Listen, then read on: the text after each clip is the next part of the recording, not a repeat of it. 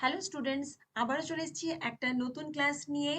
তোমরা এখন জানো যে আমাদের চ্যানেলে এখন শুধুমাত্র ওয়েস্ট বেঙ্গল এসএলএসটি যে এক্সামগুলো কন্ডাক্ট হতে চলেছে আগামী সেপ্টেম্বর মাসে, তার যে এনভায়রনমেন্টাল স্টাডিজ বিষয়টা 11-12 রয়েছে, সেই নিয়ে আমরা ক্লাস প্রোভাইড করছি, নোটস প্রোভাইড করছি অ্যাজ পার ইয়োর রিকোয়ারমেন্ট। তো আজকের ক্লাসে আমরা মডিউল 9-এর এনভায়রনমেন্টাল ল অ্যান্ড এথিক্স, এই যে চ্যাপ্টারটা বা এই যে মডিউলটা আমি তোমাদের জন্য রেডি করেছি, তার রিলেটেড মোস্ট ইম্পর্টেন্ট কিছু কোশ্চেন নিয়ে আমরা ডিসকাস করব। তো তার আগে একবার চলে যায় যে আমি তোমাদেরকে দেখিয়ে দিচ্ছি যে এনভায়রনমেন্টাল ল অ্যান্ড এথিক্স এর উপর যে মডিউলটা রেডি করেছি, সেটা একবার দেখে দিচ্ছি যে কিরকম ভাবে ডেসক্রিপটিভ পার্টটা রেডি করেছি। যা আপাতত এখন তোমাদের জন্য রেডি করেছি যে ইংলিশ অ্যান্ড বেঙ্গলি বোথ ভার্সনসে ম্যাক্সিমাম স্টুডেন্টসের যেটা রিকোয়ার্ড। এরপর বেশ কিছু স্টুডেন্টস আমাকে রিকোয়ার করছে শুধুমাত্র ইংলিশ ভার্সনটা দিতে, তাদেরকে সেরকম ভাবে প্রোভাইড করা হচ্ছে। কিছু স্টুডেন্টস রিকোয়ারমেন্ট হচ্ছে যে শুধুমাত্র বেঙ্গলি ভার্সনটা দিতে।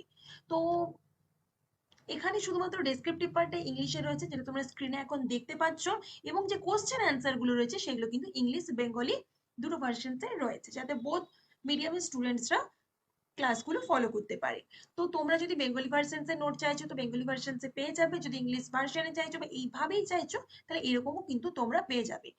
নোটস পাওয়ার জন্য স্ক্রিনে মেনশন করা যে হোয়াটসঅ্যাপ নাম্বার যাচ্ছে সেখানে তোমরা ডাইরেক্ট কন্ট্যাক্ট করতে পারো বাই কল অর হোয়াটসঅ্যাপ, নতুবা তোমরা ইমেলও করতে পারো।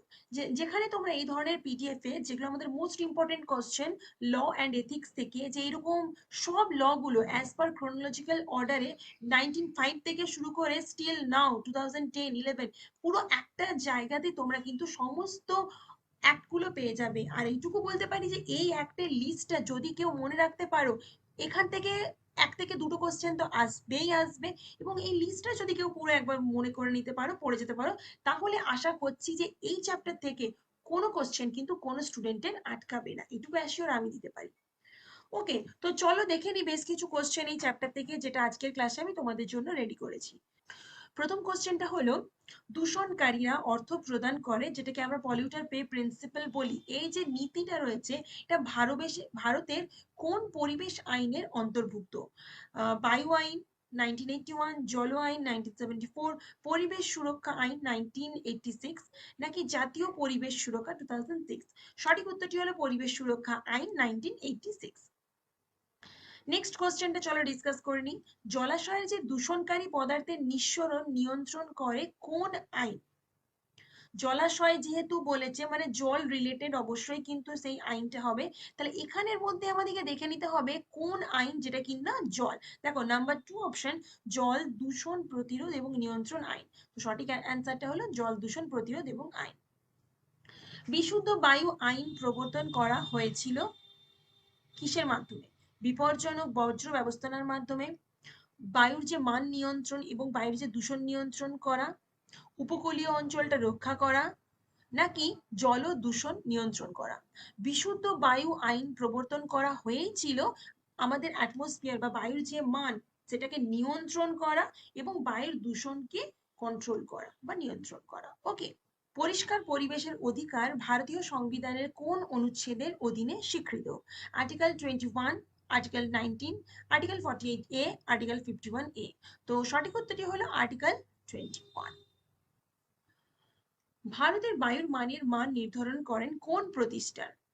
এমও, ইএফসিসি, সিপিসিবি, এসপিসিবি, এনজিটি, নাকি সঠিক অ্যান্সারটা হলো যে সেন্ট্রাল পলিউশন কন্ট্রোল বোর্ড। এই যে প্রতিষ্ঠানটা, এরাই কিন্তু আমাদের ইন্ডিয়ার যে এয়ার কোয়ালিটির ইন্ডেক্সটা তার মান কিন্তু নির্ধারণ করে থাকে। পরিবেশ আইন 1986 এ যেটা হয়েছিল, কোন ঘটনার উপর ভিত্তি করে কিন্তু এই একটা আমাদের ভারতবর্ষে আনা হয়েছিল? তো ভূপাল গ্যাস দুর্ঘটনা, যেটা কিনা 1986 এ হয়েছিল, এই ভূপাল গ্যাস দুর্ঘটনায় কিন্তু হওয়ার পর এই পরিবেশ আইন আমাদের প্রণীত বা আমাদের এস্টাবলিশ করা হয়েছিল। নেক্সট কোশ্চেন হলো, স্বচ্ছ ভারত মিশন এর মূল লক্ষ্যই হলো বায়ুর মান নিয়ন্ত্রণ করা, নাকি স্যানিটেশন ও পরিচ্ছন্নতা বৃদ্ধি করা, জল সম্পদ ব্যবস্থাপনা করা, নাকি শব্দ দূষণ নিয়ন্ত্রণ করা? সঠিক উত্তরটি হলো স্যানিটেশন পরিচ্ছন্নতা বৃদ্ধি করা, স্বচ্ছ ভারত মিশনের মূল এম বা লক্ষ্য। ভারতে সার্টিফিকেশন যে সংস্থাগুলি স্বীকৃতির জন্য কোন সংস্থা দায়ী? তো এনএবিএল, বিআইএস, আইএসও নাকি এজি মার্ক? সঠিক উত্তরটি হলো বিআইএস। মূল্যবান ধাতুর জন্য নিচের কোনটি বিআইএস সার্টিফিকেশন চিহ্ন? আমরা জানি যে মূল্যবান ধাতু যেটা আমাদের সোনা, তার মধ্যে আমরা প্রত্যেকেই যখন কিনি সেখানে হলমার্কিং থাকে কিনা সেটা দেখে কিনি, তো এটাই হচ্ছে বিআইএস সার্টিফিকেশনের চিহ্ন। ভারতে যে ইকো মার্ক প্রকল্পটি রয়েছে সেটা কখন চালু হয়েছিল? 1990, 1991, 1992 নাকি 1993? সঠিক উত্তরটি হলো 1991। এখানে আমি তোমাদের বেশ কিছু কোশ্চেন আজকের ক্লাসে তুলে ধরলাম। তো এই মডিউলটা যেটা আমি রেডি করেছি, যেখানে কিন্তু প্রত্যেকটা টপিক ওয়াইজ আলাদা আলাদা কোশ্চেন রয়েছে। তো কেউ যদি এই পুরো মডিউলটা খুব ভালো করে পড়তে পারো, এখান থেকে কিন্তু বেশ কিছু কোশ্চেন আসবে।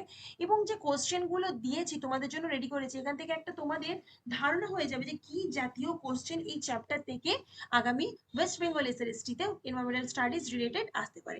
প্রচুর কোশ্চেন কিন্তু রয়েছে, কম করে 50টার মতো, তো এই একটা টপিক থেকে রয়েছে। এরকম সমস্ত টপিক পেতে কিন্তু অবশ্যই স্ক্রিনে দেওয়া বা স্ক্রিনে মেনশন করা হোয়াটসঅ্যাপ বা কলিং নাম্বারে আমাকে কল করে নেবে। আজকের ক্লাসটা এখানে শেষ করলাম, আশা করি ভিডিওটা তোমাদের একটু হলেও হেল্পফুল হয়েছে। Thank you so much.